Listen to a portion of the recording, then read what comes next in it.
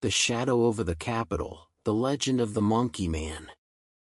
The summer of 2001 in Delhi was not merely hot, it was oppressive. A relentless heatwave had settled over the city, and the power grid, struggling under the demand, frequently succumbed to long blackouts.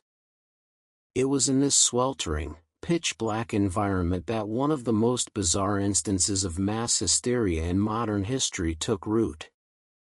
This is the story of the Monkey Man, a phenomenon that blurred the lines between urban legend, collective trauma, and a very real, tangible fear that paralyzed a metropolis of millions.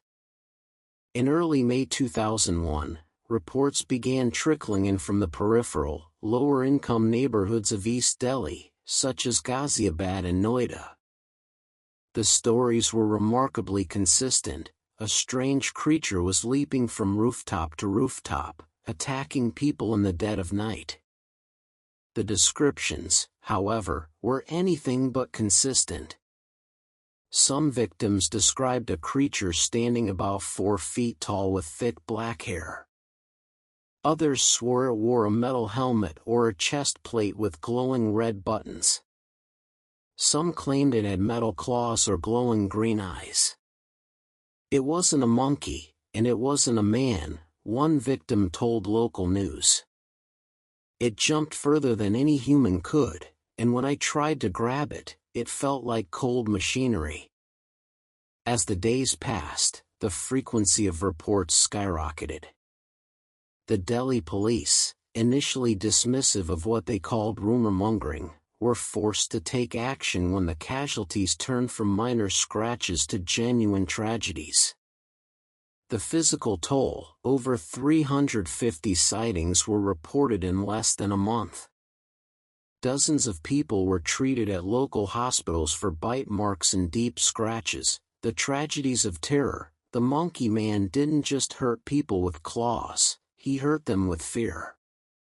In several instances, the mere shout of "Bandaraya, the monkey has come," caused stampedes.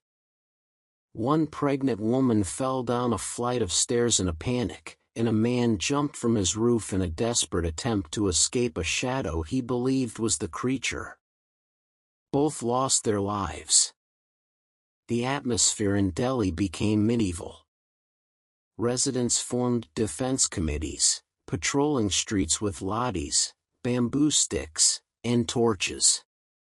Anyone who looked suspicious or was simply a stranger in a neighborhood was at risk of being lynched by mobs fueled by sleep deprivation and paranoia. The Delhi police eventually formed a special task force. They offered a reward of 50,000 Indian rupees, a significant sum at the time, for information leading to the capture of the creature. Medical experts and psychologists were brought in to examine the victims. Their findings offered a more grounded, albeit less sensational, explanation. Experts concluded that the Monkey Man was a classic case of mass hysteria.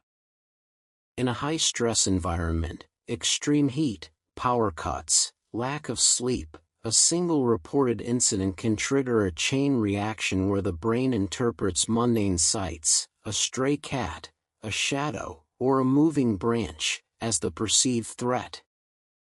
Forensic experts noted that many of the claw marks were superficial and inconsistent with a wild animal attack.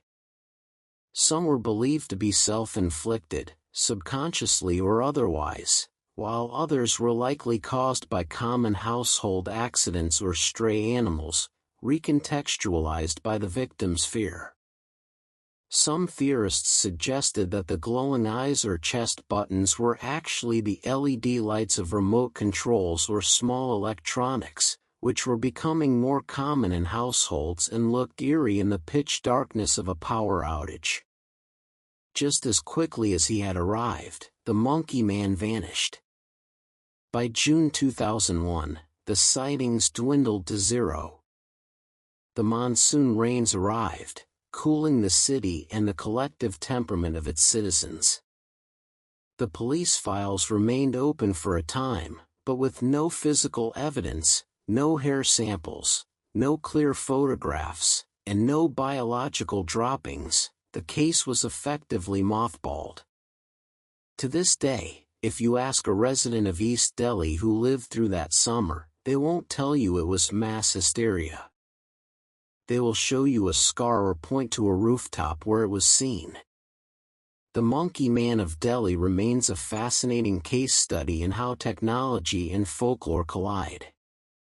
In an era before smartphones and social media, the legend spread through word of mouth and sensationalist 24-hour news cycles, proving that the oldest human emotion, fear of the dark, can still bring a modern capital city to its knees. Was it a prankster in a suit? A secret military experiment? A supernatural entity?